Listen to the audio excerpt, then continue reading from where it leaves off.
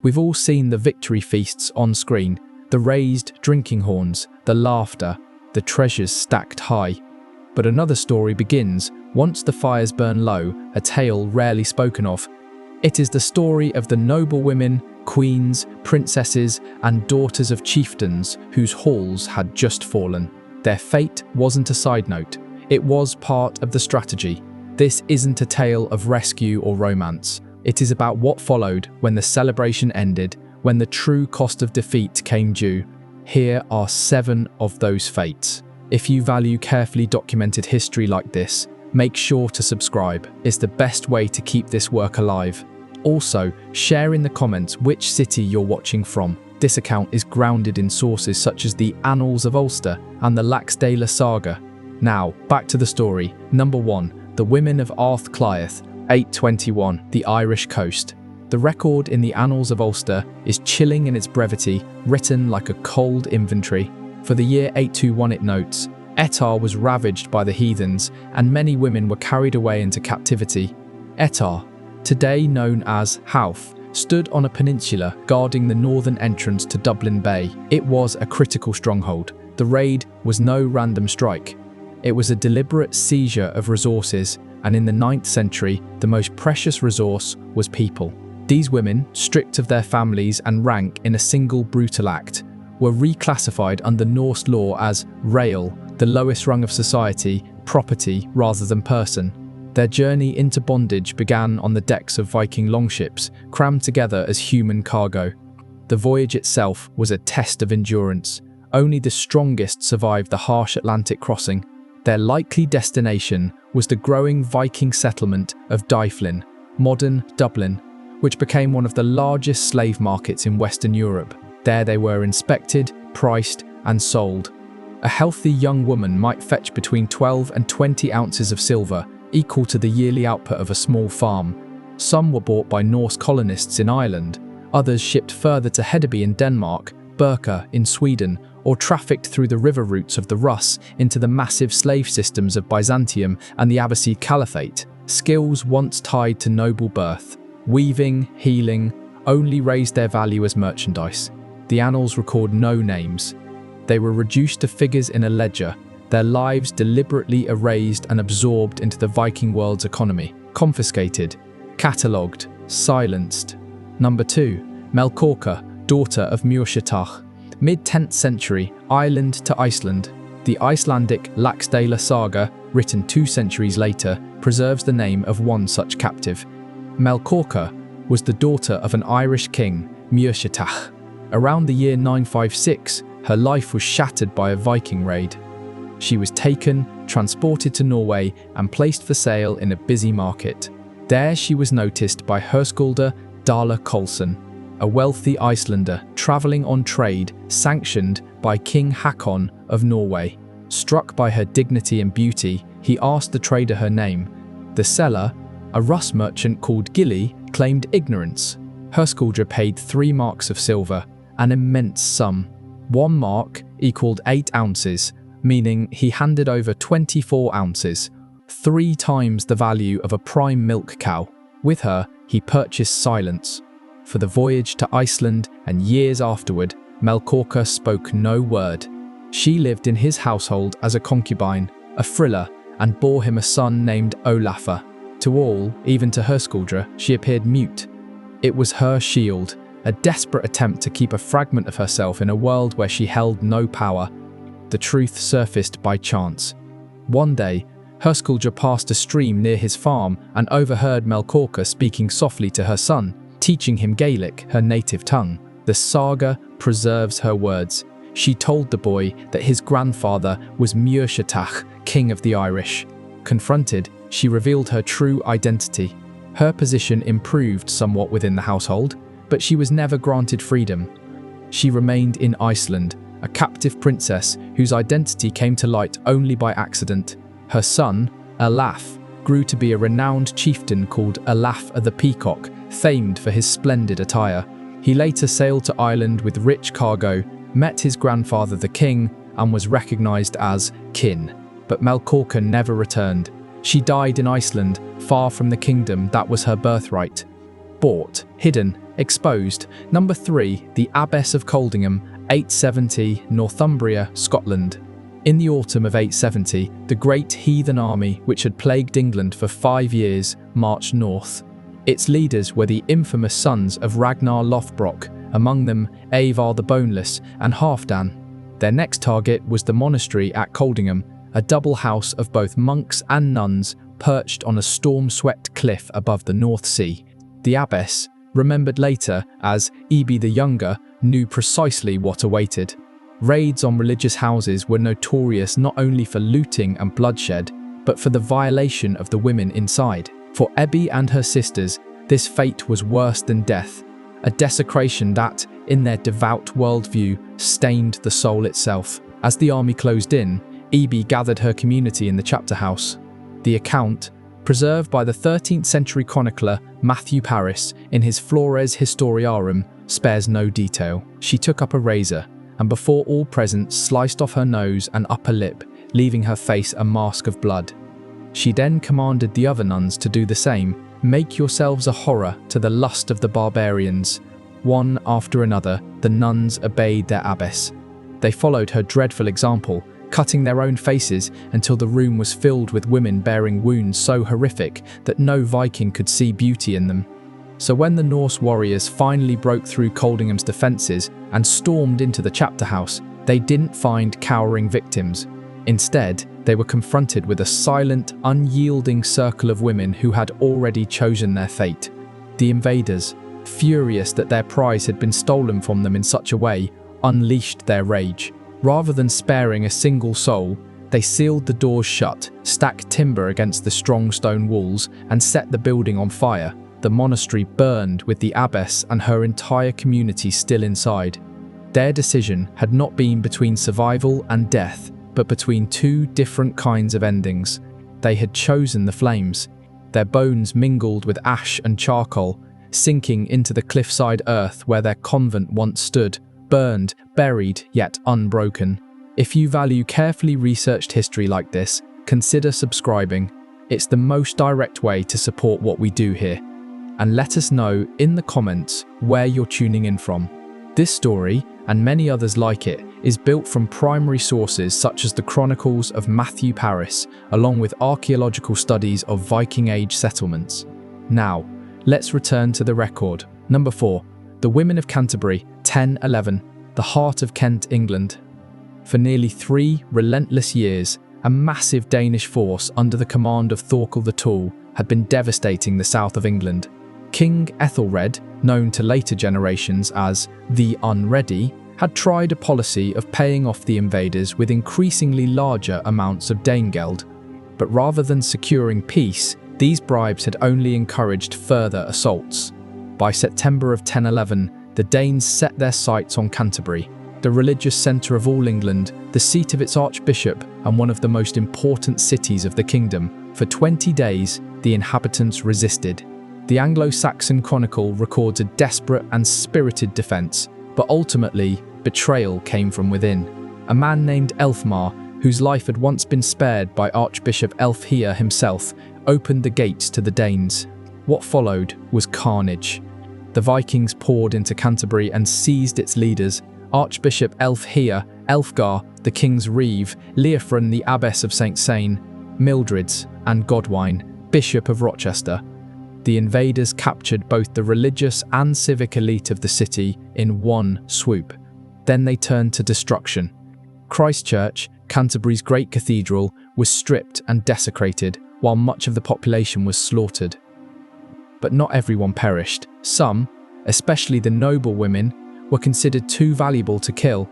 Leofrun, the abbess, and Elfgar's household were kept alive, their lives transformed into bargaining chips in a brutal negotiation. For months, these captives endured a limbo of fear, their fates determined by men with swords and shifting moods. Archbishop Elfhere, revered for his defiance, refused to permit a ransom to be paid for himself. He famously declared he would not allow the church's silver to be wasted on his release. His captors grew increasingly frustrated. In April of 1012, at a drunken gathering in Greenwich, that frustration boiled over. The warriors hurled animal bones at the archbishop, before one of them delivered the final blow with an axe. His martyrdom was swift and brutal. The women, however, remained part of the ongoing transaction. A year later, an immense ransom was agreed upon, £48,000 of silver, a staggering sum for the time. This wealth purchased the withdrawal of Thorkel's army. The release of the captured women was almost certainly part of this bargain. Their survival wasn't won by mercy or chance, but by arithmetic. Their freedom calculated alongside weighty silver ingots in what was essentially a national payment to halt devastation. For the women of Canterbury, their ordeal meant being reduced to pieces in a larger game of politics and power. Their identities, their dignity, their suffering were all secondary to their function as hostages. Held, ransomed, and erased from the record, their lives measured in silver, not in stories. Number 5. The Captives of Dumbarton Rock, 870, the Kingdom of Strathclyde, Scotland. While the great heathen army under Halfdan and Avar the Boneless ravaged monasteries in the east, another coalition of Vikings struck from the west. Leading them were Olaf the White, the Norse king of Dublin, and his ally, Avar. Their goal was ambitious. The fortress of Outclut, today known as Dumbarton Rock, the seat of the Strathclyde Britons. Rising from the banks of the River Clyde, this volcanic crag was considered all but impregnable. For 4 months, the defenders held out against the onslaught. The attackers could not scale the sheer cliffs, so instead they turned to siege tactics. They surrounded the stronghold and, crucially, cut off its water supply. After 12 agonizing days, the annals record that the well inside Dumbarton ran dry. Thirst did what swords and ladders could not. Starving for water, the defenders finally surrendered. What happened next was staggering. The Viking force stripped the fortress of wealth and people alike. The chronicles describe one of the largest mass enslavements of the entire Viking era in Britain. Elifar and Itvar lingered for the winter on the Clyde, gathering their spoils. By 871, they were ready to return to Dublin. A fleet of 200 ships carried them back, not just with plunder, but with a vast human cargo. The annals of Ulster state that they returned with a great prey of men, Angles, Britons, and Picts alike. Among the captives was Arthgal, king of Strathclyde, along with his family. His wife and the noble women of the court, once symbols of power and prestige, were now property to be bought and sold. Arthgal himself did not survive long. The record notes he was later executed in Dublin at Olifar's command. For the women, no royal lineage could shield them. They were marched into Dublin's slave market, assessed like livestock. Their ranks, titles, and lives as queens or princesses evaporated in the face of this new reality. Their only worth lay in what price a buyer would pay. This episode reveals the scale and cold efficiency of Viking slaving operations. Raiding was never simply about treasure. Human beings were the ultimate prize. The siege of Dumbarton was not an accident of war. It was a calculated move to feed a market hungry for slaves. The women of Strathclyde, once noble figures in their homeland, became anonymous entries in the ledgers of trade. Thirsted, surrendered, and shipped across the sea. Number 6. The wives of the settlers, late 9th century Iceland. The Land Namabok, or Book of Settlements, is one of the key sources for the early colonization of Iceland. Its pages often frame the story as one of daring explorers seeking freedom and new beginnings. Yet hidden within its lines are stark reminders of what that society was built upon: the capture and forced transport of women. The saga of Ingeman the Old, a powerful Norwegian chieftain, illustrates this clearly. Before establishing himself in Iceland, his followers, including his foster brothers, launched raids on Ireland. The Land Mabuk does not romanticize this. It records bluntly that the men returned with captives, women taken by force to become the wives and concubines of Iceland's founding families. These women were not volunteers in a bold colonial experiment. They were unwilling participants, dragged across the sea and compelled into roles that built the foundation of a new society. Their labour, their children, their very bodies became the pillars upon which Icelandic culture was erected. The book's terse mention, little more than a line, hides the trauma behind it. To the chroniclers, it was a fact, not a tragedy. But to the women, stripped from Ireland and carried to a foreign land, it was a lifetime sentence. Their names vanish from the records, absorbed into the genealogies of their captors. They were remembered only as the foremothers of lineages, not as individuals with stories of their own. In the grand saga of Iceland's settlement, they were present at the beginning, but their voices were silenced. Captured, carried, and erased, they stand as the forgotten foundation of a new land. Among the settlers recorded in the Land Namabok was an Irish noblewoman named Refgard. She was taken captive by a Viking named Ivar Sorkfir and forced into marriage in the cold, demanding land of Iceland. Her life was not unique. Another chieftain, Ketil the Foolish, is said to have established his settlement at Kirkjubbar. The chronicle notes that, because he was a Christian, no heathen followers would join him. Yet in time, his descendants married into families whose maternal lines traced back to women originally seized from Ireland. These stories, preserved in sagas, are not mere folklore. Modern genetic studies confirm their truth.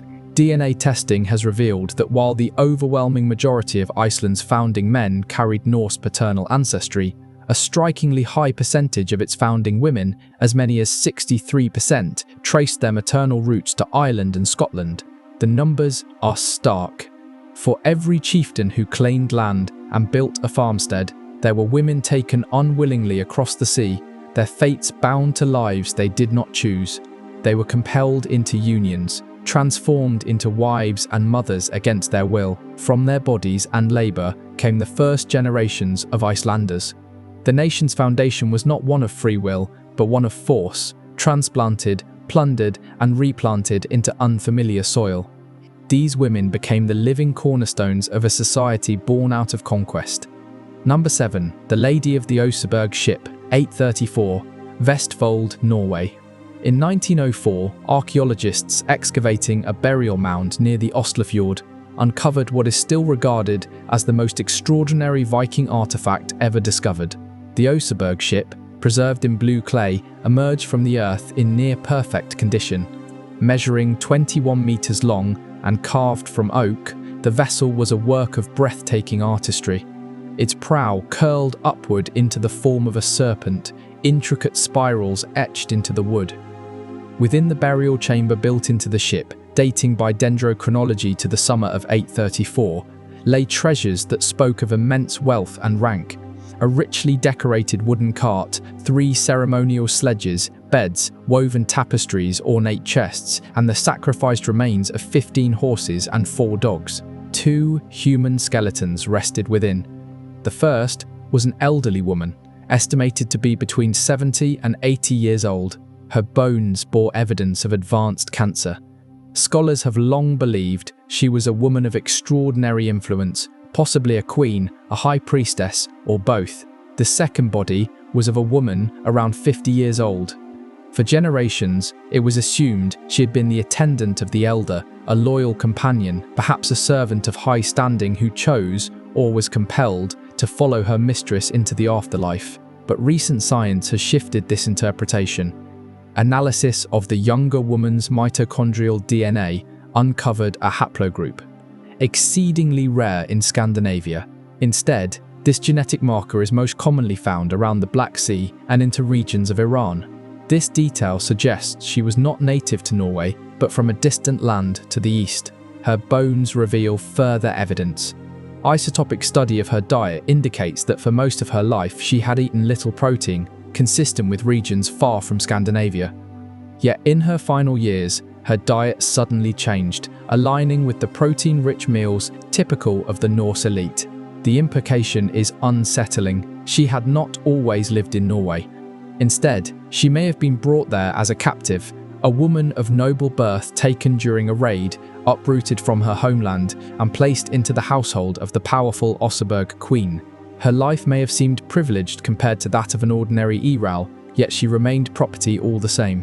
When the elder woman died, so too did she. Whether her death was voluntary as part of ritual or forced upon her is impossible to say. What is clear is that her role in burial was not about her own honour.